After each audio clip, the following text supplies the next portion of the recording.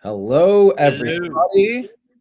Broadcasting to you live from the spiral arm of the Milky Way galaxy, the solar system, planet Earth, North America, the United States of America, somewhere in between the Pacific and Atlantic Oceans.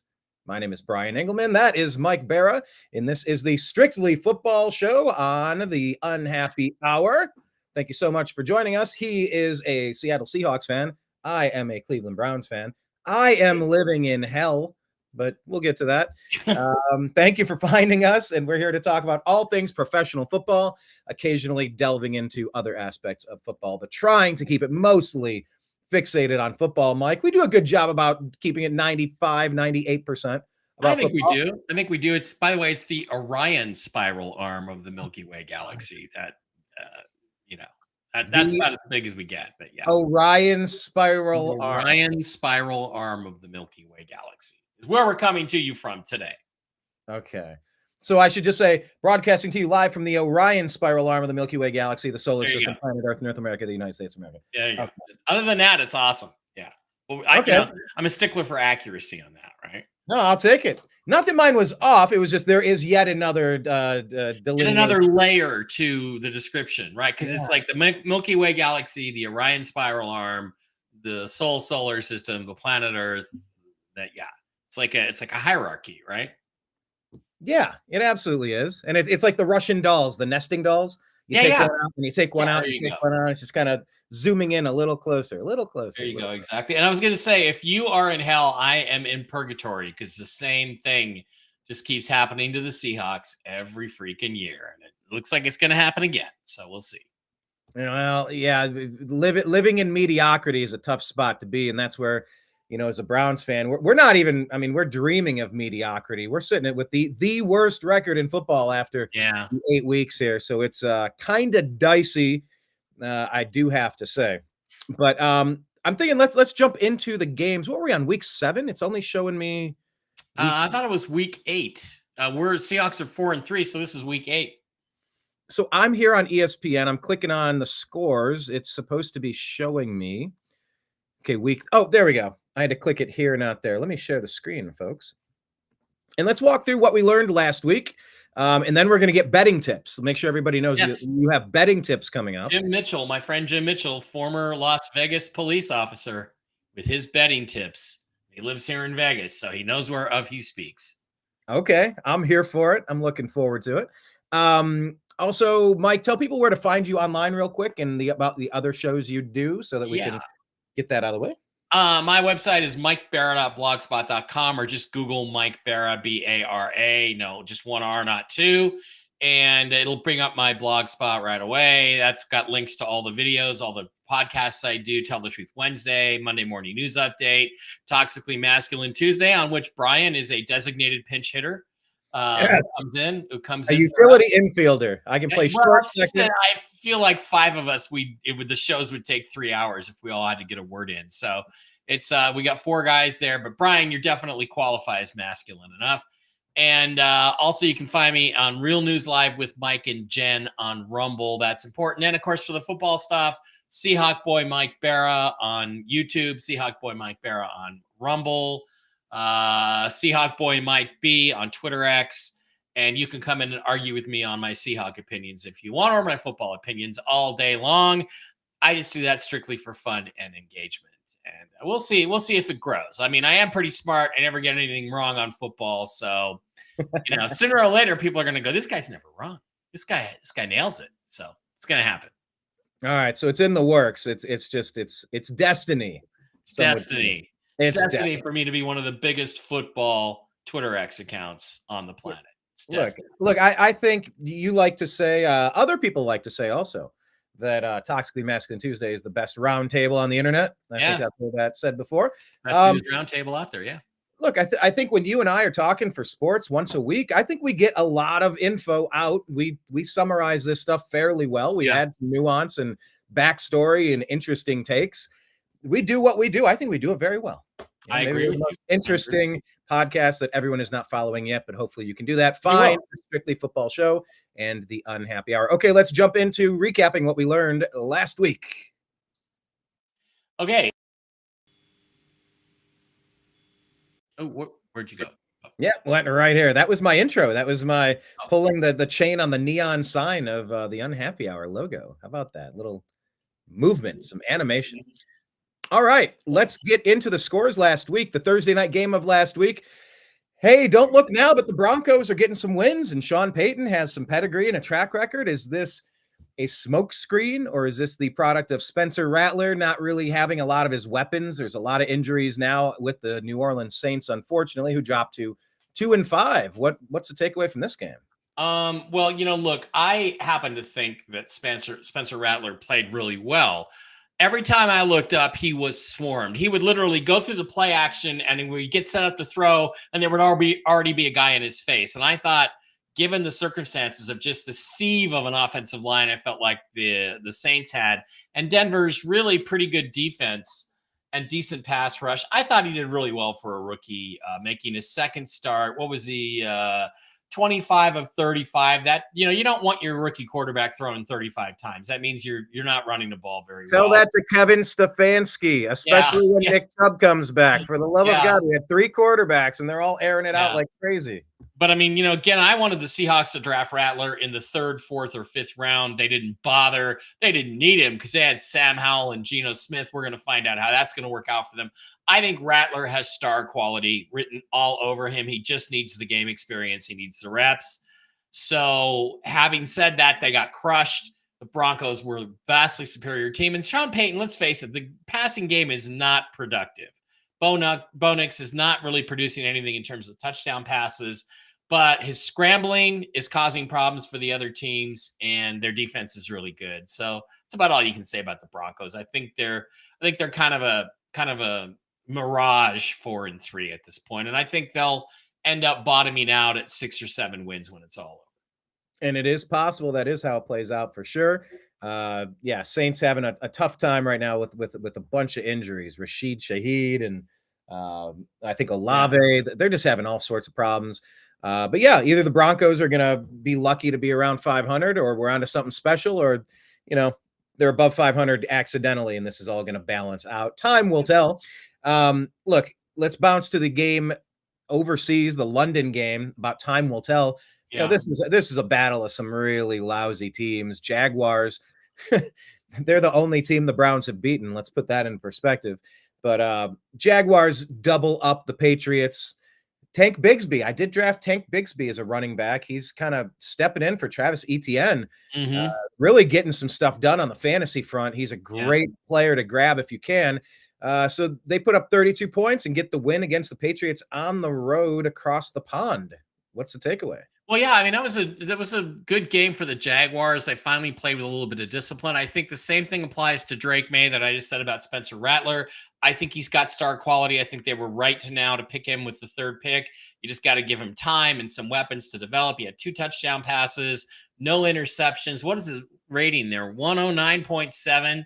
That's pretty good. That's really good. Any rookie to throw, 37 times and come away with that passer rating, that is phenomenal and good for him.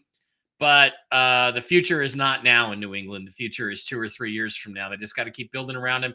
Trevor Lawrence had a much better game, but still only 1 touchdown pass, so he's not developing the passing game. And, again, the Jaguars are just a little better than the Patriots right now. They're both not very good teams. So, but it's just like you said earlier. A lot of people were talking about Brian Thomas. Another 89 yards receiving, another touchdown. Yeah, look at that 18-yard average. Really, that's pretty darn good. That's Randy Moss territory there. So that's good stuff. Exactly. So, I'm still surprised the Jaguars haven't put it together more than they have this season, but I could say the same thing about my Cleveland Browns. So regardless, it is what it is, and their record is showing us exactly who they are. No doubt about it. Let's talk about your team here, the Seattle Seahawks. Yeah. Gee, this is your team. You can give us a dissertation on this, but look, the Falcons have been playing some pretty good football. And look, 34 points on the board is 34 points on the board for the offense. You held them 14. You're kind of getting it done there. There was a defensive score in there. There was a strip sack by Derek Hall and a touchdown by Boye Mafe. They've got 2 pretty good edges. The problem is they've only got 2, and the other 2 guys they traded away Daryl Turner or Daryl Thomas, what the hell's Daryl's Taylor, who has 5 or 6 sacks now for the Bears. Stupid move. They shouldn't have done that before the season started. Uchenna Nwosu is out with an injury. He doesn't look like he'll really ever play for the Seahawks again. So everybody, all the Geno bros are all talking about, oh, Geno was so great. He had 207 yards. He did finally have 2 touchdown passes in the game. Okay. Time he's done that. You got to give him credit. He made some good plays in this game. He didn't make a single great play. Every so often, Geno will surprise you and make a great play. They're making a lot out of him stepping up and hitting a 40-yarder right down the middle. But DK Metcalf was so wide open. In reality, it's funny. Oh, it was a tight window. Well, the only thing that made the window tight was that Geno waited too long to throw the ball because DK was wide open at about the 10-yard line, 15-yard line, well before he threw it. He threw it late, but he got it there anyway. Touchdown Seahawks.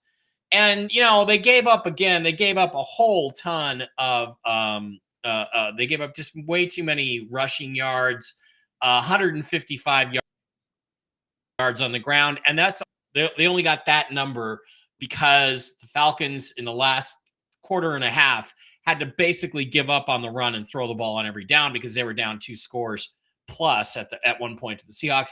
Excellent all-around game. You have to be impressed by the offensive execution. Ken Walker made plays. He caught a touchdown pass. DK. Hey. But here's a couple things. The run defense is still not fixed. The offensive line is still not very good, although they played better. They had a guy named Mike Jarrell, who you've never heard of, start at right tackle, small school guy, played really well, but everybody's got to remember he wasn't going up against Von Miller or Myles Garrett. He was just going up against some nondescript Falcons guy, Arnold Ebiketie or something. So that's all takeaways. DK is injured. He's probably going to miss this week's game. You're playing the Bills. You're really going to need DK Metcalf to win the game. You're going to need to do the same thing, make the Bills play from behind and try to keep them from running the ball. And then, they did make a trade this week. They traded for Ernest Jones, a linebacker for the Rams who played really well in LA. He had been traded to Tennessee for almost nothing. And like a sixth and a seventh for a fifth and Baker, or not Jerome Baker, but Ernest Jones. But the Seahawks also sent Jerome Baker in the deal. So they traded away one of their starting linebackers and a 4th-round pick, which is really high, for another starting linebacker. This is 2 trades they've made now in 2 weeks. So they traded for a guy from Richardson from the Jaguars. He did shore up the defensive line a little bit. And so they're clearly trying to address the run defense. So these are interesting developments for the Seahawks. I had them losing this game and they won it. But I do think that they're, trying to make moves, but these moves I think are just going to keep them on the fringe of the playoffs. It's not going to get them over the top. I don't think a 4th-round pick is an awfully high pick to trade away for a guy that's a 10-game rental and then he's going to be a free agent. So we'll see. But promising performance by my Hawks. They looked a lot better than they have. Yeah, I was going to ask you, start talking about defensive players. Bruce Irvin, what was his story? He was very talented, but he couldn't keep his head on straight. I remember him going there. Am I remembering this right? Are you familiar with this guy? Yeah, Bruce Irvin was drafted as an edge rusher, and in fact, he ended up being the strong side linebacker. And it's funny because he was a decent pass rusher, but not great. He was a 6-sack-a-year guy. They thought when they drafted him, they were getting the best pass rusher in the draft. They actually passed. They passed on, who's the guy that went to New England and is going to the Hall of Fame? I don't know. I have to go back to the 2012 draft. The guy with the drug problems. Let me go look. All right, Mike, go ahead and look while I pull up the next game here. I always like to toss random trivia at people for no apparent reason. Bruce Irvin was a flake. I mean, he was a flake. He bought a new car every month. Somebody told me once. There was a guy I bought a car from a dealership, and he said, "Yeah, Bruce Irvin comes in here every month and buys." It was not. They passed up on Fletcher Cox, who they could have taken. Chandler Jones is the guy I was thinking. Sorry, Chandler Jones, who is a Hall of Fame pass rusher. So, but I'll tell you what. Once they stuck him at strong side linebacker, nobody executed a screen against the Seahawks for the next 5 years while Bruce Irvin was out there. He killed every dump off and every screen out on his side. He was amazing in that from that perspective. So yeah, it's just it's weird sometimes the things we remember, Mike, and the things that we don't. I had the thought that throughout this past week, several different moments, like I remember eating dinner in this one location. I had a very bland, random, uneventful conversation with somebody, but like it became very vivid to me and I replayed it. And then it's like there's things I should remember. And I go, did that happen? I don't really remember that happening. The memory is a strange thing, but Bruce Irvin was always like, that guy's got talent. I wonder if he can put it together. And I just remember always catching the updates on his story. yeah, For no apparent reason. You know, if you want him, if you want a guy that, if you want a really great strong side linebacker, he was your guy. But as a pass rusher, he was not as advertised. Gotcha. Well, let's talk about Amari Cooper. As advertised, he's been a number one receiver in multiple places, but eventually he wears out his welcome and he's traded for peanuts.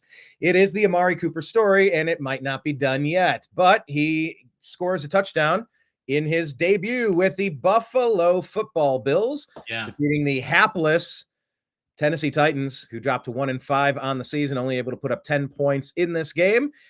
Are the Bills this good? Or are the Titans this bad? Titans are bad, and they're having a fire sale. They traded away, they traded away the linebacker to the Seahawks right after the game. They're kind of having a fire sale there. So, Ernest Jones was one of their better players. They also traded, of course, DeAndre Hopkins is going to go to the Chiefs. So it's fire sale time for them. They are not, as expected, 1-5. They're going to be one of the top 10 teams picking this year, it looks like. So having said that, the Bills are starting to look really good. And Josh Allen, I hear people keep saying Lamar is the MVP. No, he's not. Josh Allen is the MVP. Josh Allen looks fantastic, and I'm definitely behind him for MVP. He may not have a lot of the shiny stats this year, but he's making every play he needs to make when he needs to make it. Great game by the Bills. Great performer. Great quarterback. And look, adding Amari Cooper to your team, a motivated Amari Cooper. This was a scorned ex-boyfriend, ex-girlfriend that wasn't showing up. Their head was in other places. They're making mental mistakes, or it was out of, I'll cut off my nose to spite my own face kind of stuff. I'll show them by not catching passes. I don't know what it was, but I think the Browns actually are better, addition by subtraction on that. Well, with Cedric Tillman stepping into the number one spot, getting a lot of action last week. But it's going to help that he has someone like Amari Cooper on his team, as long as it's motivated. Well, yeah. I mean, again, look at the average. Four catches, 16.5-yard average. He's going deep, and Josh Allen's got the arm to get him the ball, and that's really what matters. Well, let me ask you about going deep and the ability to get him the ball. DeAndre Hopkins, you did just mention, from the Titans, has been shipped over to the Kansas City Football Chiefs. I'll try not to do that with every team, but it's kind of funny to me. The New York Football Giants. Anyway, what are they getting out of DeAndre Hopkins at this stage of his career? I don't think much, but it's a psychological boost, and he's a veteran and a professional. He'll show up. He'll be on time. He'll work well with Mahomes. They will get the most out of him that he has left. Now trade for Tyler Lockett, Kansas City, and take him off our hands. So, yeah. All right. You're done with Tyler Lockett? Well, the Seahawks can't actually trade anybody because their salary cap is so screwed up that anybody that's tradable on their roster, literally, if you trade them, it'll put you $8 million over the salary cap. So we're better next year when we start cutting guys, but this season, just forget it. We're not trading anybody away, and that's what we should be doing. But hey, Mike's not the owner of the Seahawks. Therefore, not yet. Well, far be it from me to talk about anyone being in salary cap hell. Here's Deshaun Watson getting carted off the field. He blows out his Achilles tendon. The Browns lose this game by 7.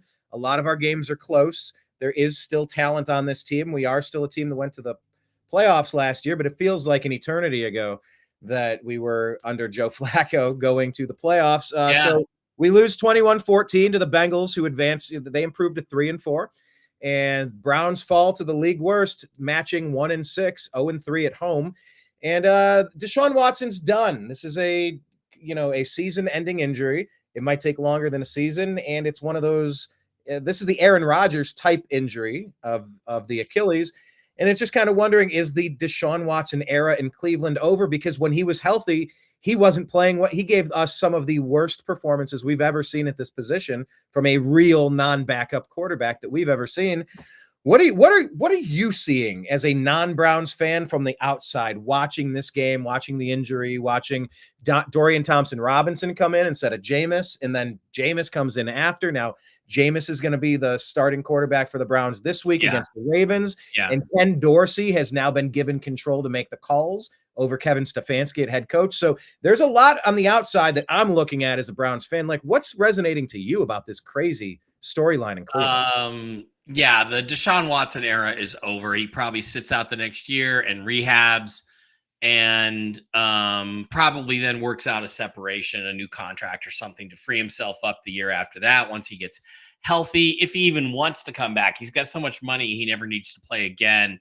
Unless he enjoys the limelight. He's still got some physical tools, but the injuries just keep piling up for him now. I saw that as soon as you see that jiggling on the calf, you know the Achilles has ripped, and I just saw it in slow motion. I'm like, oh God, no!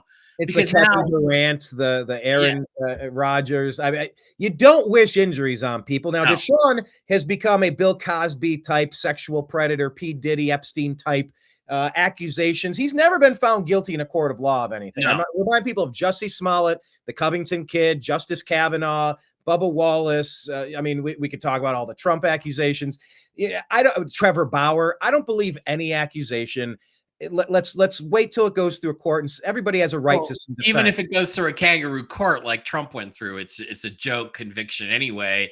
Democrats charge him, Democrats judge him, and Democrats convict him. Give me a break. So, we all know that's bullshit. So Deshaun sounds like, last time I checked, asking for a handy was not a crime. Okay. Last time I checked, but it just, the fall of Deshaun Watson is just terrible to behold. It's just a sad thing because he had such talent and he was so good in some games. I saw, like I said, I remember a couple years ago, 2018, 2019, he dueled with Russell Wilson out here, and it was phenomenal seeing the two of those guys throw the ball all over the field and just make amazing play after amazing play.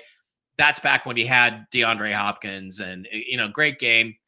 And it's just now you guys have to decide what you're going to do. I think it's a slap in the face they didn't put Jameis in. I mean, Jameis Winston was the #1 overall pick in the draft. You don't go to him immediately. That's a bad coaching decision, in my opinion. And I think what you got to do is just let him sit out, try to negotiate some sort of settlement with him to try to free up your cap a little bit, and go draft a new quarterback. That's what you got to do and start over again. So it's sad to say, but I think not only is this season over for the Browns, I think you got to kind of go back to the studs, kind of take it down to the studs. And if I was you, I know you don't want to do this, I would say this season's a wash. Let's get what we can out of Myles Garrett and go from there. I'm sorry, but that's what I would do if I was the owner. I'd say, well, we love Myles, but by the time we get our offense put back together with a new quarterback, Myles is going to be well over 30, and may as well somebody might give you 2 first-round picks for this guy. Two. If we spent 3 for Watson, you might get 2. At least 3. Well, that's a generation. I hear you, but you're not going to get that in season. But you look at the Lions. How close are the Lions to winning the Super Bowl? I guarantee you they're on the phone with you guys about Myles Garrett, and they're on the phone with the Raiders about Max Crosby. And I'm driving a pretty hard bargain because I know the Lions really need to bring in a premier elite pass rusher. So as far as the game goes, the Bengals are just a little bit better. They got Joe Burrow. He had a serviceable game. He had the 2 touchdown passes. It's like, wow, it's actually painful to see the Browns situation because you fans deserve better. I'll tell you what, going to you guys have never been to the Super Bowl and ever.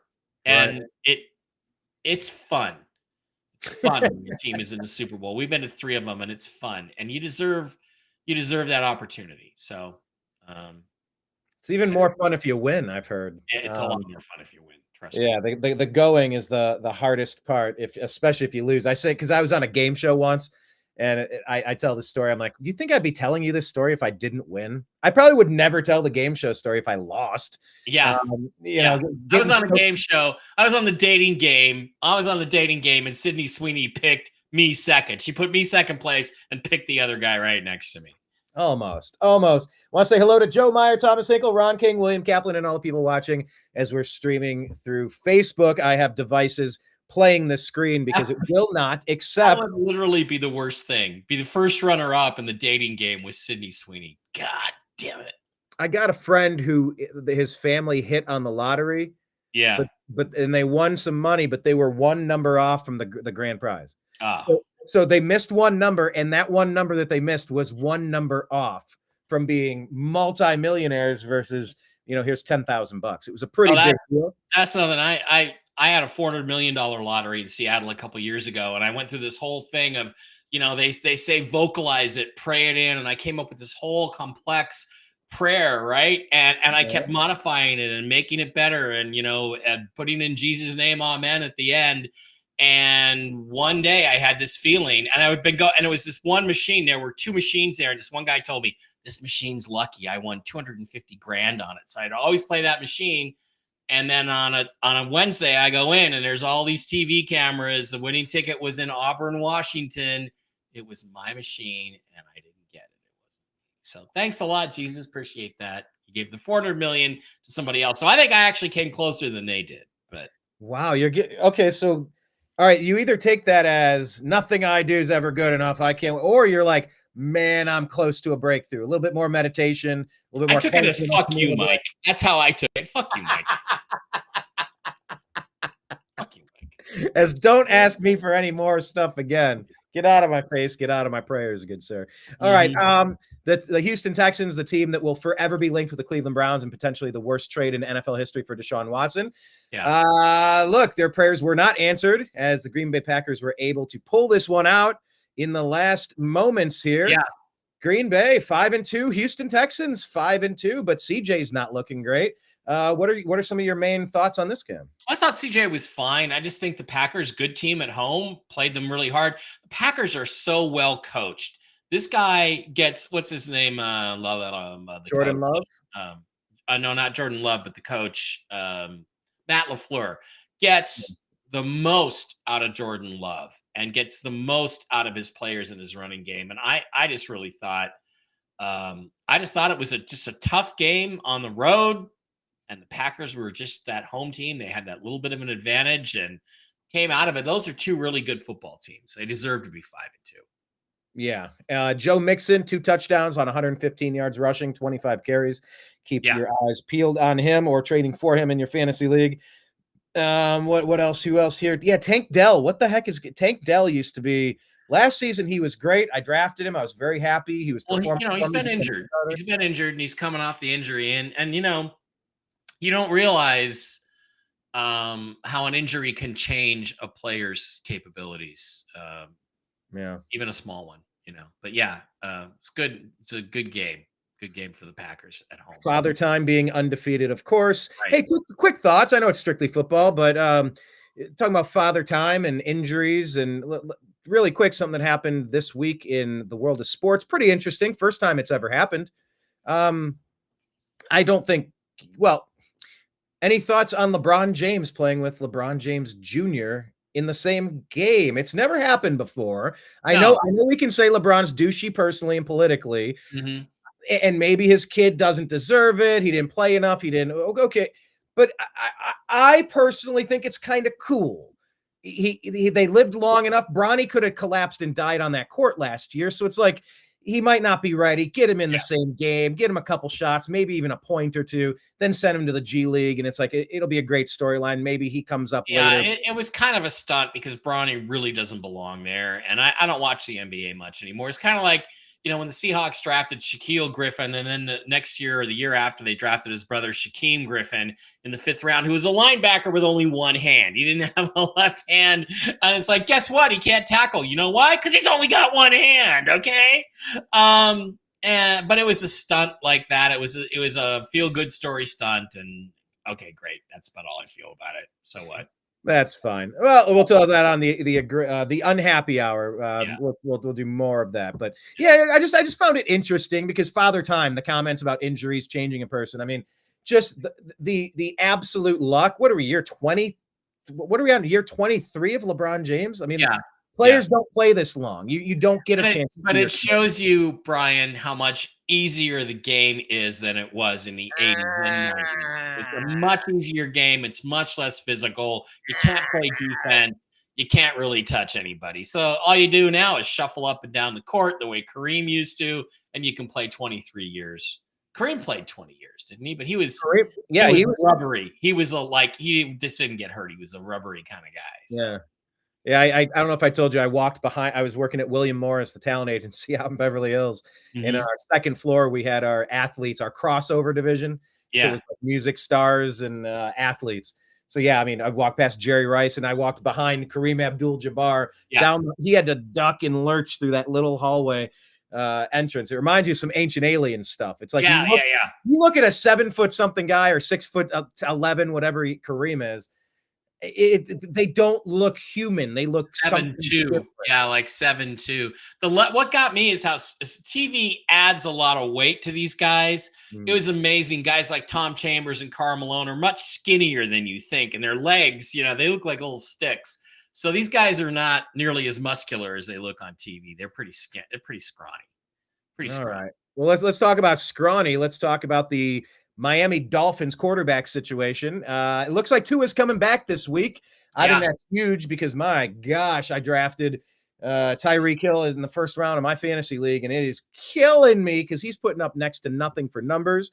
But look, the Colts, end of the day, they went with Anthony Richardson replacing Joe Flacco, and they get the win, 16-10. Dolphins dropped to 2-4. Takeaways from this game. Well, the Colts aren't very good, but they're better with Richardson, and you got to keep including his development. Or pushing his development. I don't really think he's particularly good. I don't think he's going to be good. Intelligence is a huge thing in football. I don't think he's that bright, especially at the quarterback position. But a lot of dumb guys like Lamar have done really well. So it's a question of how do we tailor our offense to make him more effective? Because it's for all of his physical talents, he's just not that effective.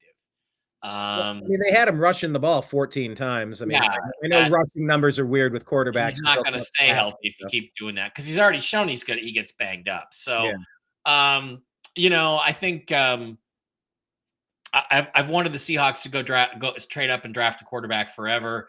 They almost did it. If they did, they were going to go get Anthony Richardson. Thank God, because they would have taken Richardson at number 1 over Stroud. He's a good player. He still has some potential, but and again, the Dolphins are just a shell of a team without Tua. They're just Tua. You think Tua doesn't have value? Look at the Dolphins' performances the last 3 or 4 weeks without Tua. Okay. Yeah, this is a team taking 50 points on people last year. This was like greatest show on turf category.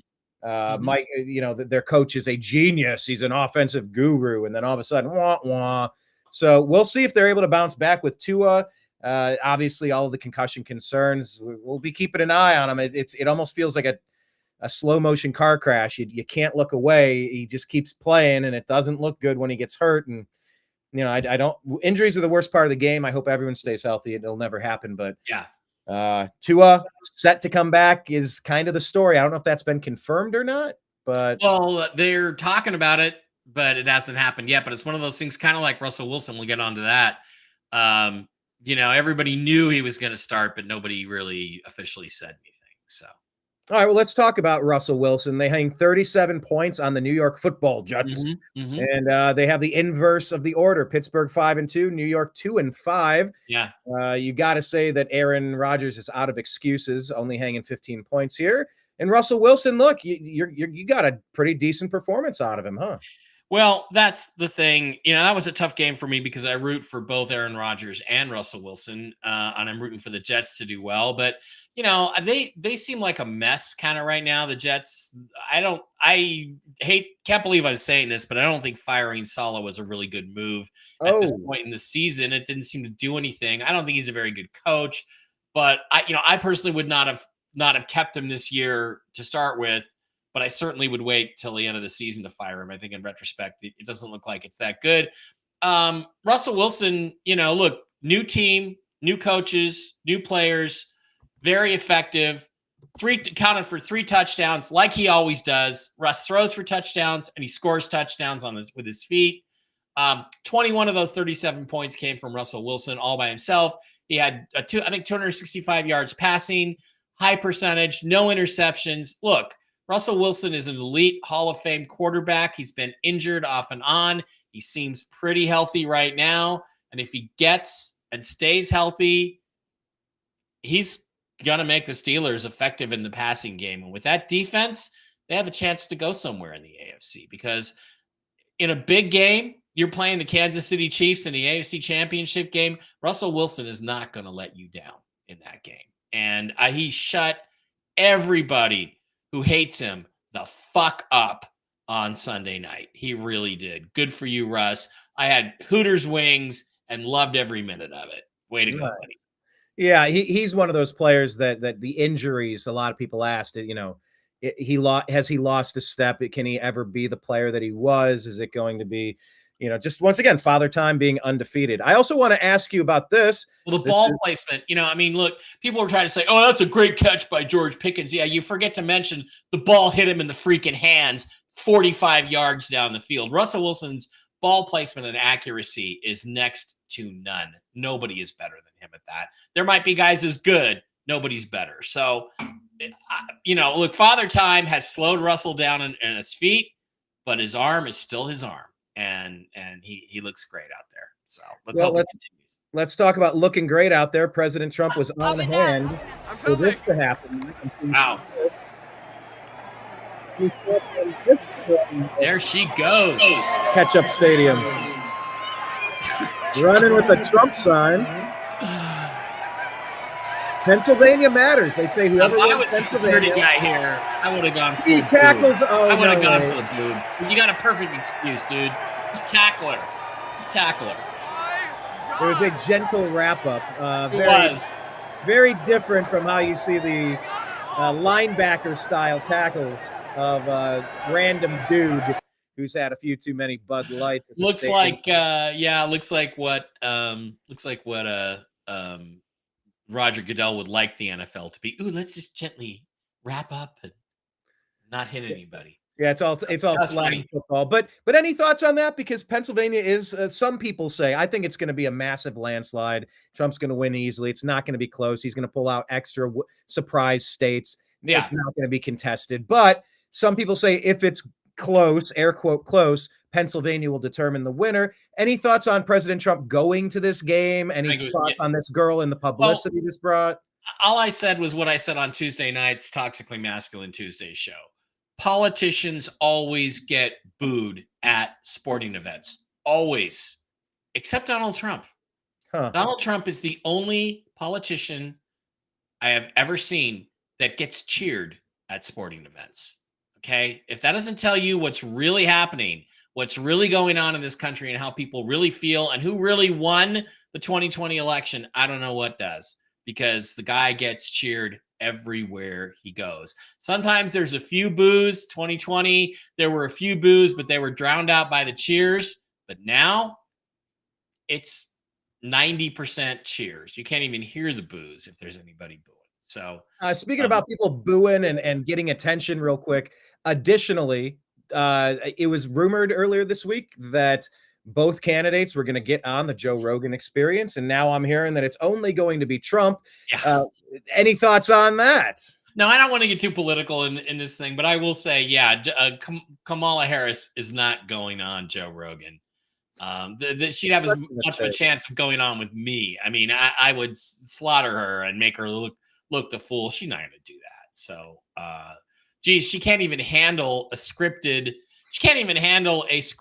question town hall where people are literally just actors reading their cards that they were given. And even then she doesn't have a good answer. So yeah, we covered that ad nauseum. Blake Wally and I did on the Agree to Disagree show earlier. Find that online, subscribe to the podcast, of course. But yeah, it's interesting. Trump is really beloved in Pennsylvania. And remember, Trump called out Joe Rogan and really made an issue out of it. And, he just kind of didn't understand why he wasn't getting invited on. They're both UFC guys. You see Trump walk into the UFC sporting events. Yeah. Everybody's going bonkers, walks in with Tucker and Kid Rock and Dana White, the head of the UFC. And, You know, he's been very critical of Joe Rogan. That's why I think Rogan. That's why I think Rogan should be. I mean, or not Trump. Trump should be very careful of Rogan. I agree. don't think Rogan's going to entrap him because Trump's smarter than him. But I don't know what. If you have a guy that as recently as 6 months ago was on the fence about whether he liked Trump or not, you're a stupid shit. Okay, Joe, you're stupid. And you're even stupider for having Billy Carson on your show, who's a total con man. But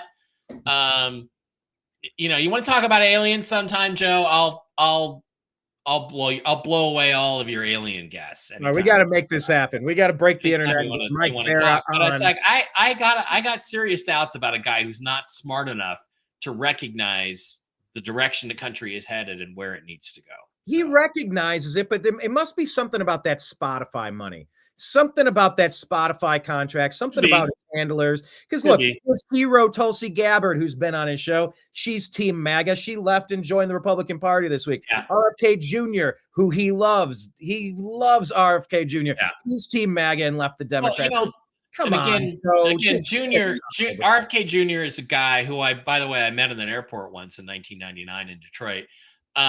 Is a guy that for the things that Trump is putting him in charge of, he's a great guy to have. On a lot of other policy issues, he's a nutbag. So, you know, he's a guy that I could support with constraints, right? There's certain things RFK Jr. would fix, but other things, man, we don't want him anywhere near. Absolutely. Felix the Cat rooting for his Broncos. We already talked about the Broncos, so go back and find that. Right now, we're going to talk about this. Let's talk about other animals. The Lions took down Blake Wally's Minnesota Vikings. Yeah. These are 2 5-1 teams. So the last matchup, what was that? Packers and Texans, that one rather, and then Vikings Lions. We're 2 5-2 teams. These are 2 5-1 teams. Look, this was settled by 2 points, very close. These are turning out to be very good teams. Yeah, they are good teams. They're both very well balanced. It was a thriller. I think in the end, Jared Goff is just a little bit better than Sam Darnold, and he got that last drive, and that's what made the difference. So absolutely. It's just a good game between 2 really good teams. That's all I can say about it. You know. Yep. Jahmyr Gibbs getting 2 touchdowns on the day, eclipsing 116 yards there. Let me bring up this one. What do you think about the rumor Mike Florio over at Pro Football Talk is really trying to start this? What do you think about the rumor about the Rams maybe thinking of trading Matthew Stafford to the Vikings? What do you think that would do to the Vikings Super Bowl chances? Oh, good grief. Is that really a thing? Yeah, it's really being discussed. Cooper Kupp is on the trading block, and people are talking about maybe the Vikings or the Chiefs can go get him. But what about Matthew Stafford being on the trading block? One last shot of the Super Bowl with a team that's 5-1. Hey, I'm here for it. I think you mentioned this on the last show. I wish there were more trades. I don't want it to be, you know, a feeding frenzy of everybody jumping ship and super teams I don't know how you can even handle that, but really either you're trying to win it or you're not. And either you're regrouping because of injuries or weirdness, or you got to make some changes. I would like to, if something happens with Stafford, because let's face it, Stafford's age is up there. He's had some head injury issues.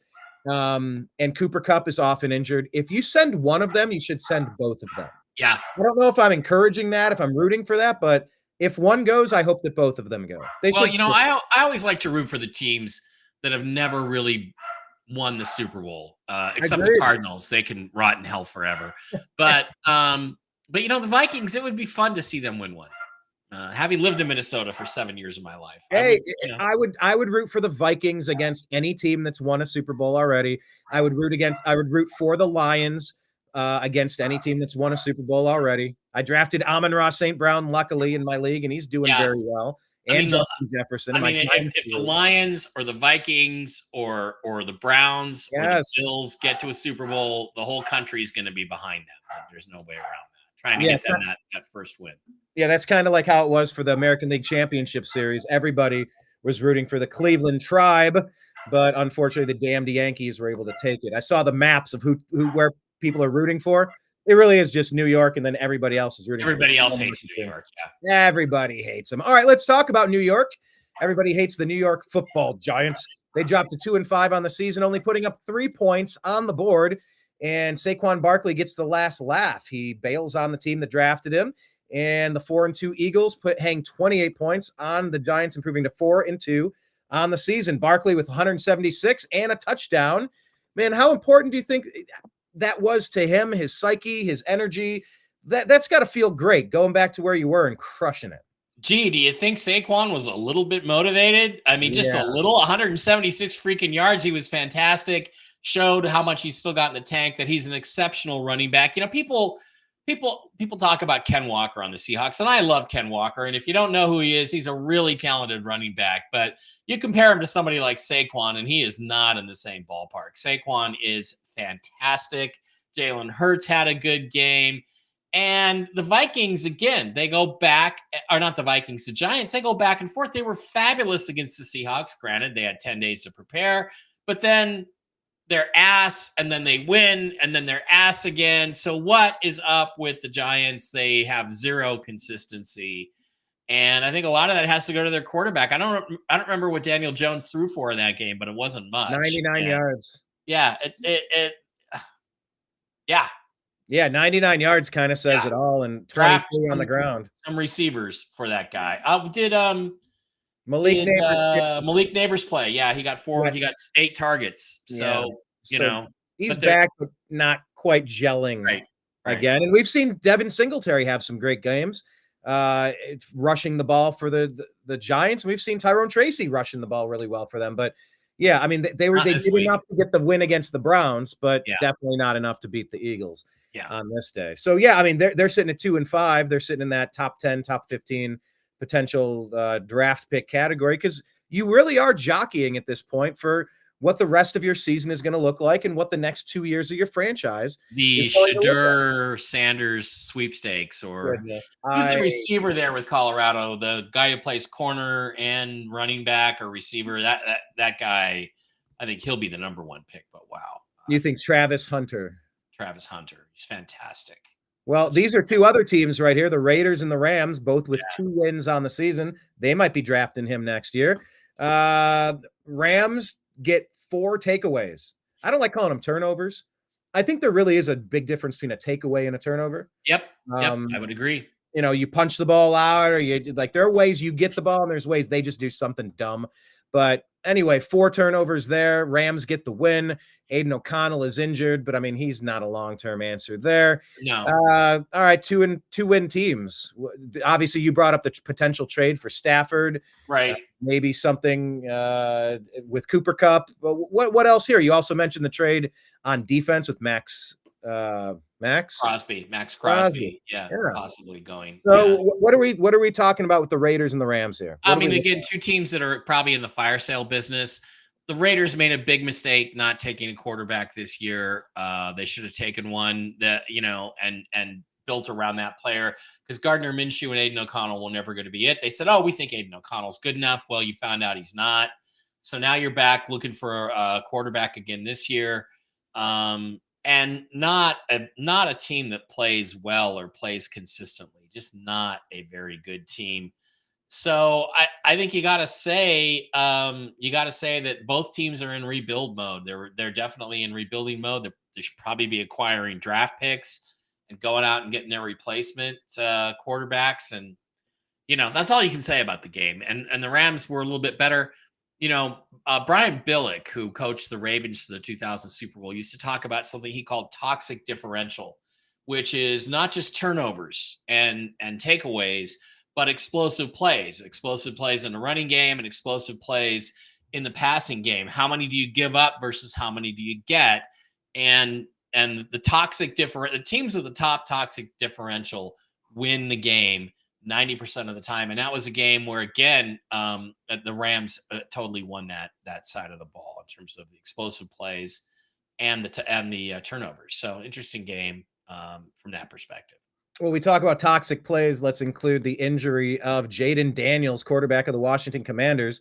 That's a toxic play. That hurts them a lot. He was only in for 2 passing attempts. Then he injures his ribs. Marcus Mariota comes off the bench, 18 of 23 for 205. 2 touchdowns, no interceptions. Looking like the Oregon Duck, Marcus Mariota. They, of course, get the win over the hapless 1-win Panthers. But look, Washington's 5-2, and whether Mariota's back there or Daniels is back there, they're putting together some interesting stuff with Terry McLaurin looking good, Zach Ertz with a bit of a renaissance, and Brian Robinson Jr. doing okay as well. So what are we taking away here? How concerned are you with this injury? Oh, How not. impressed are you with Mariota? Yeah, I mean, ribs are tough, but thank God it happened against the Carolina Panthers. But he'll be back in a few weeks, and then he'll be better than ever. It's painful, but Marcus Mariota is one of the better backup quarterbacks in this league, so I think they'll be just fine. They might lose this week, but they'll play well. Thank God they were playing the Carolina Panthers, and now with Andy Dalton injured, now Bryce Young is going to have to come back for the Panthers. So we will see what happens there. Again, it's a death watch. The Carolina Panthers are in hospice, basically. They're in NFL hospice. Who's going to get the number 1 overall pick? Are they going to get it or not? Or the Cleveland Browns. Yeah. Browns. It reminds you that Jimmy Carter got to vote today for Kamala Harris picture. You saw that one. Yeah. Did you see that picture of Jimmy Carter voting? Yeah, that's a hospice that has been going for many years. I don't wish any. It wouldn't surprise me if he's already dead, to be honest with you. He hasn't looked alive for multiple years to me. Yeah. But anyway, speaking of what doesn't look alive for many years, people said that about the running back over at Kansas City now, who's been filling in, Kareem Hunt. They're like, he's washed. He's too slow. He lost a step. And then we had injuries last year to Nick Chubb, and we brought him back. He did fairly well for us, but definitely not good enough to hold on to, just like Joe Flacco for some reason. Yeah. But look, Kareem Hunt, 78 yards rushing, 2 touchdowns for the team that drafted him, the Kansas City Chiefs. They did enough. They beat the San Francisco 49ers, the 3-4 San Francisco 49ers by 10 points in their house. What's the takeaway here? They beat the team that they played in the Super Bowl last year, but they didn't beat the team that they played in the Super Bowl last year because this 49ers team is devastated with injuries. Now, I guess, who is it? Ayuk or got injured. One of the other receivers, Debo, is in the hospital with pneumonia. That's going to be a 3 or 4 week thing. I mean, I've had walking pneumonia when I was 12 years old, and he's going to be sucking it up for a month. So, they're experiencing the Super Bowl hangover of the losers. The guys that lose the Super Bowl have a hangover. They usually don't make the playoffs next year. And I think that's why the Seahawks went out and made a trade, because they jumped back into first place on the basis of their win over Atlanta. And the 49ers lost to the Chiefs, the world champions. So I think it's possible. And I got a ticket here, going to be worth $750 when the Seahawks win the division, right there from Boyd Sports, ended up here at Southern Casino. So, I think the story here is the 49ers injuries, and Brock Purdy was terrible. As magnificent as he was against the Seahawks, he was that terrible. So 3 interceptions. Little up and down with Brock, but I really like him. I'd love to have him for my Seahawks as a quarterback. So I think he bounces back. But the 49ers are in some trouble. And if the Seahawks could manage to beat the Bills somehow, they might be able to put a couple games between them and the 49ers at the halfway mark, and that would be a big deal towards winning the division. Really would. Yeah, you're right about all of the injuries over here. Debo, and they're saying that Ricky Pearsall is their healthiest wide receiver, and he got shot a month ago. Exactly. He got shot. He's the healthiest player, shot in the chest. Their healthiest receiver was just shot in the chest. It's also an interesting story. What do you think about Mahomes? Mahomes does not look like Mahomes. And 44.4 quarterback rating. I got thoughts on Mahomes. I think he's been very overrated his entire career. I agree with that. I think he's had players like Tyreek Hill bail him out quite a bit. I think the league took a glam to the team and has kind of helped them along a little bit. You bring up the stat that nobody has had more interceptions overturned on penalty flags than Patrick Mahomes. A lot of these games are settled by 8 points or less, and one play here, one play there turns you from a losing. One thing you didn't mention is Andy Reid is the best coach in the NFL at play design, at scheming guys open. Yeah. Patrick Mahomes beat the Eagles in the Super Bowl with 2 fourth-quarter touchdowns. They were both dump-off screen passes to guys that were 20 yards open because of Andy Reid's incredible schemes. and walked into the end zone. And I'm going to be blunt. I could have thrown both those balls. You could have thrown both those balls. So I agree with you that the other factor in Mahomes' so-called greatness is Andy Reid. And I really look forward to, I wonder, would Patrick Mahomes be Patrick Mahomes if Pete Carroll had been his coach and his receivers were Jermaine Kearse, Doug Baldwin, and Golden Tate? Hey, don't Doug think Baldwin so. was doing good for me in my fantasy league that one year. He Well, did he's okay. he was okay. very good. But then he just like retired out of nowhere. He's Yeah, like, thank you. left I'm out. $10 million on the table. It's like, dude, I would at least come to training camp and made him cut me because then you still get paid. But oh well. Yeah, I know, but oh well. Okay, two more games here, and then we're going to get into Mike's strategies from his betting tips there in Las Vegas. Then we will make our picks. Cardinals, Chargers, 3-win teams, 3-win team. Cardinals edged this one out barely. Kyler Murray gets a touchdown run, and they beat the Chargers. The Cardinals do. What's our takeaway? Well, the difference here is Kyler Murray is just a little bit more effective than Justin Herbert was in getting points on the board. The Chargers continue to struggle offensively. Remember when Jim Harbaugh drafted the offensive tackle? I forget who it was. The guy from Notre Dame, I think, they drafted this year, when he could have drafted Malik Neighbors. And he said, well, sometimes an offensive lineman is a weapon too. Well, no, he's not, Jim, because you know what? They don't score touchdowns. And Justin Herbert needs some guys that score touchdowns. So, if you put Justin Herbert on the Seahawks with the receivers, the receivers the Seahawks have, Tyler and DK Metcalf and Jackson Smith-Njigba and even George Fant, these guys are all, Joe Alt, thank you. These guys are all big run after the catch guys. And Geno just basically does 8-yard dump offs, and then they turn them into 15, 20, 30-yard gains. That's why Geno's amongst the top guys in yardage. If Justin Herbert was throwing the ball to those receivers, the Seahawks would be probably one of the top scoring teams in the league. So, he's just, you've got to give your quarterback the tools to get the job done. And you don't take the offensive lineman over the elite wide receiver. I don't think you do. And I think that's a big mistake. I'll just say, as a Cleveland Browns fan, I mean, if you can get Joe Thomas right and they can anchor your left tackle position for 10 years. Yeah. Oh my Lord. You're like, but I don't think John Alt is Joe Thomas. Do you? Well, nobody. I think Joe Thomas is actually a pretty unique breed. He's the Cal Ripken. He has the Iron Man record. Good luck beating that in today's soft NFL. But I don't know. I kind of come from the camp that you have to get that offensive line right, because it doesn't matter who's running 10 yards downfield if you're getting hit as soon as you get the ball.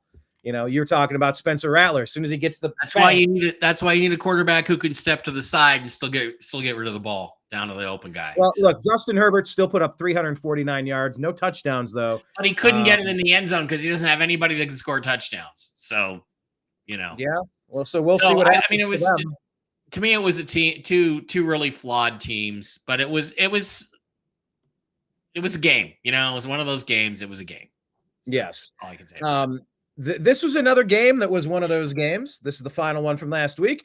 The Ravens were able to take down the Buccaneers. Of course, Baker drafted as the number 1 pick in his draft. And the last pick in the first round, they picked Lamar Jackson, did the Ravens. And they met again, and Lamar gets the better of him with 5 touchdowns. Yeah. And Ravens are on a roll here, beating the Bucs. What'd you learn? Baker was pushing. He was pushing. And he tried to do certain things he's not quite athletic enough to do.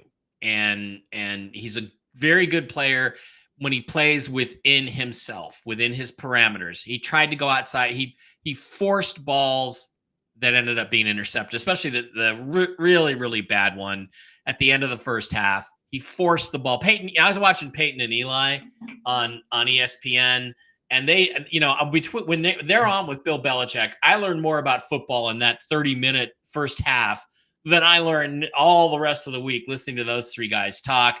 And, Baker was back there and Peyton, time was running out, 6-8 seconds left in the half. And Peyton Manning was going, just get rid of it. Just get rid of it. Take the field goal. Just get rid of it. And Baker tried to force it for a touchdown, picked off, huge momentum change. There was an earlier interception, which was a huge momentum change. I got to put this pretty much on Baker for letting that game get out of hand, because he turned the ball over when he tried to force things, and he should not have forced it. So I honestly think the Ravens obviously are really good, but winning 5 weeks in a row in the NFL, which have done, is really hard. Tampa should have won that game, but I think Baker, you want him to bounce back, and I believe he will. But he forced things, and that helped the game kind of get out of hand for the Ravens. Well, I think those interceptions definitely hurt. I'm not going to blame Baker as the number one reason why, given that the defense gave up 5 touchdowns to Lamar Jackson and 41 points. I mean, just starting from that point, it's hard to overcome that. Yeah, seeing Mike Evans go down with a tweaked hamstring. I mean, that was a touchdown that the Baker hit him. You saw that play. Hit him, Mike Evans, both hands in the end zone, but he tweaked his hamstring and went out for the game. And then, of course, Chris Godwin, I guess he's done for the season, had a really bad hip drop tackle, dislocated ankle. Yeah, just a brutal set of circumstances. So now Baker's without his top 2 receivers. I think on that one reception in the end zone, the commentators are saying he never saw him. He just didn't even see the defender. It wasn't so much that he forced it. He just didn't catch that guy was coming in that direction, and he threw right into a problem. But, look, they put 21 points on the board in a flurry. But, of course, if that costs you Chris Godwin, that's not worth it. And people are saying, well, why was he even in the game that late? It's like, look, we complain about the WNBA running out the clock when there's multiple possessions left, going, if there's a chance, grab the ball and shoot it. You don't do that. Grab it and shoot it, kick an onside kick, get the recovery, throw a Hail Mary. If there's a second on the clock, you play to win. So I'll physically so impressive by the Ravens. They just were very physical in that second half. Absolutely. Derrick Henry, 169 yards on the ground, just looks like Derrick Henry of his prime for sure. Okay, then let's go ahead and peel off of this. And Mike, maybe do you want to go to your picks? Give us your tips from your Vegas insider there, and tell us what we need to know about the wagering. And so what do you do? Aside from us needing to get like a FanDuel or some sort of sponsorship, as if they would, what apps do you use? I don't really, I just kind of go with my gut instinct, right? Okay. I do. I don't follow like this kind of stuff. Like my friend Jim Mitchell, that's Lucy the corgi, by the way. He studies his stuff and he digs it up. I don't use any apps. If I have a gut feeling about a game, I go up to the casino a mile away from my house and go place a bet. That's what I do. So gotcha. Okay. All right. Well, what's he telling us this week? And this is your buddy? How familiar? Jim and his wife Regina are good friends of me and my brother Dave. We've spent a lot of time at their house. We watch Seahawks games when they're on prime time. We go over there and hang out with Jim, and he gives me all these tips. And I said, Jim, I'm doing this football show, which I know he watches. Hi, buddy. What's up, Jim? So I said, why don't I start putting these tips on the show? So we're going to give it a try here for the first time today. Excellent. So let's see if we can do that. There we go. That people can read it a little better now. All right. So this week's betting tips for the games. Teams that play the Lions are 0-4 straight up and against the spread the week after. So you might think about betting against the Vikings.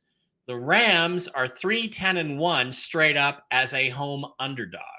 Okay. The Titans are 9-6-1 against the spread on the road after a loss. Dogs of 6 or more points are 18-7 against the spread. This applies to the Titans this week. Lions are 27-9 straight up. The Lions are 22-7 against the spread at home. Jared Goff is 30-10 against the spread indoors, and he's playing indoors. And the NFC North is 17-4 against the spread versus non-divisional opponents. Okay, now we flip over to the Ravens. Lamar Jackson is 16-4 in his last 20 games straight up, which is pretty impressive. The Browns, here we go. The Browns are 15-24 against the spread after a loss, and the Browns are 8-17 against the spread versus the AFC North. And dogs of 6 or more points, however, are 18-7 against the spread. So if you want to bet the spread, the Browns might be a good bet for this week, but we shall see. We do our calls, straight up. No count. The NFC North is 17-4 against the spread for non-division opponents. This applies to the Jaguars. Kyler Murray is 18-7 against the spread on the road, so he keeps his games close. The Falcons are 5-14 straight up on the road in their last 19 games. We shall see if that applies. Bears are 11-21 straight up in their last 32. The NFC North is 17-4 against the spread versus non-division opponents, like the Redskins. This applies to them. Patriots are 6-1 against the spread versus the Jets. Dogs of 6 or more points are 18-7 against the spread. That applies to the Patriots. Bills are 5-1 straight up versus the NFC.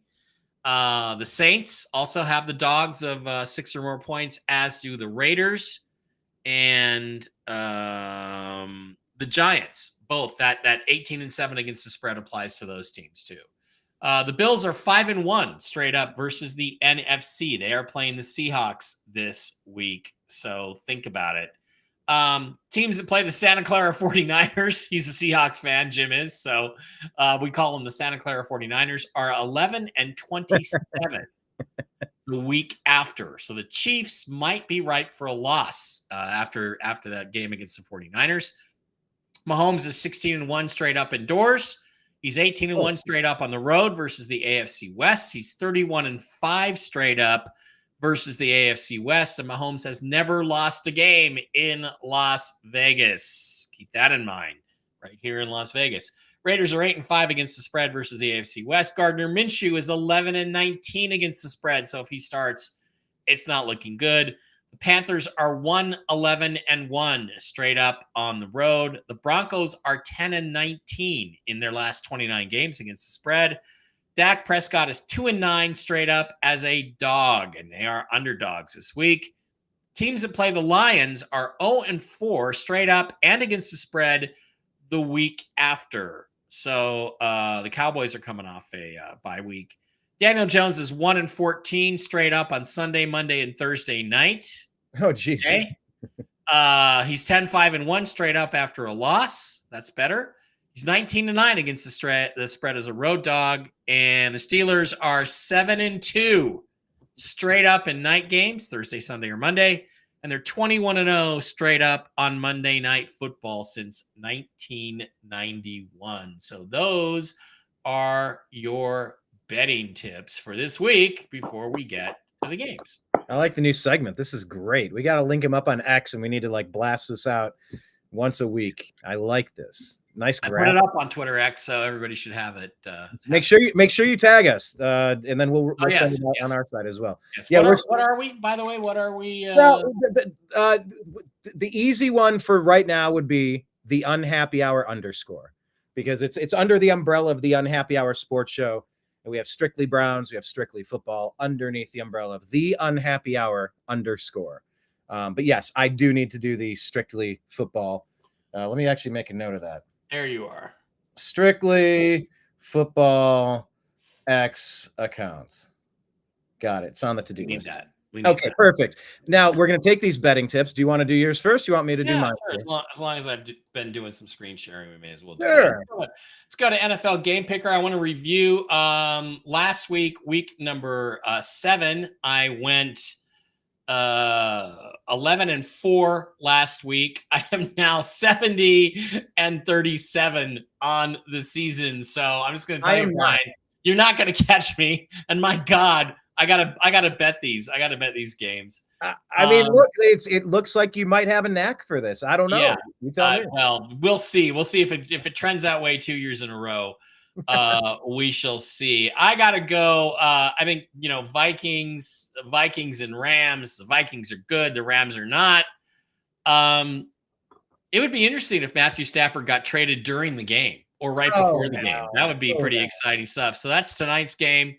I got to go with the Vikings. I think they bounce back from the defeat. The Cardinals versus the Dolphins. In terms of straight up, if Tua is going to play, and we don't know Tua is going to play, but if Tua is going to play, I'm going to take the Dolphins. I don't know. Let me do a quick search. Is Tua going to play or not? Yeah, I'm looking it up too. Tua play. They're saying the NFL will regret letting Tua play. That's just like, your opinion. Okay, man. yeah, no concussion system. I'm gonna take a guess that he's gonna play. So I'm gonna take the Dolphins over the Cardinals on the road. Atlanta at Tampa Bay. Tampa Bay bounces back, gets a win over Atlanta. They owe them one because the Falcons stole one from them, Falcons. Browns, Ravens. I'm sorry. I got to go with the Ravens to win their 6th in a row, which is exceptional. I just don't see the Browns have enough juice to beat them. Packers, Jaguars. I'm taking the Packers on the road. Jags are not going to win 2 weeks in a row, especially after having to travel back from London, right? Yeah, because it's in Jacksonville. So Colts and Texans, I think that's pretty easy. I'm going to take the Texans at home. I think CJ Stroud bounces back. Jets, Patriots. Jets are the better team. I think they get a little bit healthy. Aaron Rodgers comes back a little bit and wins. Philadelphia at Cincinnati. I'm tempted to pick Cincinnati, but they are 3-4. I'm going to go with the hot hand. I think that the Eagles started to get some things together last week. They pull the road upset. Titans at Lions. Easy game to pick. Definitely going with the Lions. Buffalo at Seattle. I would like to pick my Seahawks, but I think it will be a lot of things will have to fall into place. The Bills will have to make a lot of mistakes. The Seahawks have to win the toxic differential battle. I don't think that happens. I'm going to take the Bills to defeat my Seahawks at home. New Orleans versus Los Angeles, 2 teams that are not very good. I think the Saints have lost 5 in a row. Chargers are better. I want the Saints to win. I want Spencer Rattler to play well and win, but I got to go with the Chargers at home. Carolina at Denver. Denver's not really as good as 4-3, but they're good enough to beat Carolina. So I think that's a victory right there. Chicago at Washington ought to be a wildly entertaining game. Jaden Daniels versus Caleb Williams for the first time. But will Jaden Daniels be playing in this game? If he plays. Sorry, not to mess you up. I like the Redskins. I do. Raiders, Chiefs. Chiefs go to 7-0. Raiders are just in disarray. 49ers, Cowboys. Wow. Dallas. What was it? What was that stuff about Dallas? Okay, the Cowboys. Dak Prescott is 2-9 straight up as a dog. You know what, Jim? I'm going to take that. I'm going to take the 49ers at home to beat the Cowboys. By the way, it looks like a game time decision with Jaden. He wasn't practicing yesterday, but I don't think that he does play, but he might. But Steelers, Giants, easy. Steelers, Russ, in prime time. Take them. Those are my picks. Gotcha. All right. Well, then let me make my picks here. If you want to look at the screen, my season record is not so glowing. Not as good as mine. It's not as good as mine. No, this is more than just the byproduct of me continuously picking the Cleveland Browns to win. I'm making several other unforgivable miscalculations, it seems. But how about another? What's that? Yeah, you're making some bad assumptions. Yeah. Yeah. Well, let's. How about another week of bad assumptions? Shall we? There we go. I am very tempted to pick the Rams here. Honestly, being at home, not that it's much of an advantage, but Cooper Kupp, will he be back? Is that for certain? There's a lot of this going on in the league. Will they be back, or is it in and out? I'm sorry, I do have to go. I'd have to be logged in. I did log in. Hold on. Let me refresh. Re-log in again. I know I did it. It says welcome, Brian. There you go. All right. Okay, so I'm picking Minnesota Vikings there. Arizona, Miami. I think Tua is likely to come back, and I think that they're going to get this victory, and they're going to put their season in on pace. Honestly, I think that they can turn things around. Okay, absolutely. Baker bounced back. Of course, he's down his 2 biggest receivers, but he's been getting some better play out of his running backs. That defense has to tighten up, obviously, but the Falcons looked mortal last week. I'm picking the Bucs. Baltimore at Cleveland. I'm going with Cleveland. This is the upset of the century. I think the Jameis Winston era is going to prevent this winning streak from continuing. Jameis brings the energy. He's a Heisman winner, and people are going to be addition by subtraction with Deshaun out of the building. I promise you, Be ready. This will upset. This will shock the world. Okay, Green Bay, Jacksonville. I'm going with another shocking one. Wow. I think Jacksonville is going to put it together because of Tank Bigsby. I think they're getting some different players to step up. They're trying some new things, and I think that they're better than their 2-5 record shows us. Okay. Also, over here, Indy and Houston. I really don't know what's going on with CJ Stroud. There's only one game of difference in between these. I got a feeling, but I'm not. I'm going to pick the Texans. Sorry, can't do it. Smart move there, yeah. I will go with Drake May until they can, until the Jets can show me a little bit more and consistently. They got a ton of talent, but they're not really putting it together for much, and they're out of excuses. So I don't know. They're putting a lot of pressure on themselves. I think the Patriots are going to win this one. Also, I think the 3-4 Bengals are not as bad as their record shows. The contract holdout from Chase for the first couple games of the season really put them in the hole, but I think they're playing better as of late, and I think that they will beat the Eagles, especially since that's in Cincinnati. Lions take care of Tennessee. I'm picking your Seahawks over Buffalo. Okay. Your stadium is loud. That is a 12th man over there for sure. And I just think that that's what's going to happen. I think you're really tough on your team, but I think they're better than you give them credit for. I'm picking Seattle to win. Over here, I'm going to take the Los Angeles. You think they're going to beat the Bills without DK? All right. Okay. Yeah. Okay. I do. Jackson Smith and Jigma is no joke, and it's about time that he got a couple of more targets. Yeah, so, he needs a big game. JSN. I mean, he wasn't taken as high as he was from the Ohio State University for no reason. Right. So I'm going to root for him there. Look, how about Bryce Young shocks the world as well? I'm going to pick another one here. I know it's in Mile High. I know Bryce hasn't shown us much, but Brian, I used to think that the reason that I'm beating you in the head-to-head picks is because I'm lucky. But I now know that's not the reason. The reason is you're retarded. That's what the reason is. Dude, seriously. The Panthers? Okay. All right. Hey. Okay. Well, I also have to make up some ground on you. So yeah, you may as well swing for the fences every time, right? I'm definitely home run, strikeout, high risk, high rewarding it. Definitely. I mean, come on. Okay. I just want you to know I appreciate it. Right. And I'm aware that this is a goofy pick, just like the Browns and just like maybe the Patriots, but I'm going for it. The uncertainty at quarterback has me concerned. I'm going to pick the Bears to win this one here. I think that's a really entertaining, even game, even with Jaden Daniels healthy. That would be going to be a back and forth game. Yeah, I mean, look, I would say Washington and Chicago are at the top of the list of surprise teams on the season. Yeah. I mean, they're 5-2, 4-2. I didn't really have that in my bingo card for 8 weeks into the year. No. Kansas City at Vegas. Yeah, I mean, it's hard to pick the Raiders. I can't pick the Raiders. I want to, but I can't. Dallas at the Santa Clara 49ers. Oh, boy. Man, neither of these teams are playing well. Well, I picked the 49ers, so why don't you just pick Dallas? I did before you mentioned it. I'll go with them. Sorry, New York Football Giants. I can't do the same there. Can't do that. Yeah. I do pick the Steelers to get this one. And, of course, I'm 45-62 on the season, so a little bit of luck would be – That's it's not good, Brian. 45-62 is not good. But I was taught as a kid they don't build those casinos because people go there and win. Yeah. So I'm not a big gambling addict. I'm not a junkie. It doesn't impact me. I do this for fun. I play fantasy football over the course of a season. What I should do is I should go through my picks and I should go and put $50 on or $25 or something reasonable on every game that I picked straight up and just see what happens. You never know. You never know. I mean, at 70, what am I? 70 and like 2 for 1. Yeah. You're 70 and 37. I'd be pretty good. I'd be doing pretty well right now. You're doubled up right there if you just did a money line, right? There you go. All right. So what week are you going to do this? Even if it's what is the minimum bet you can make?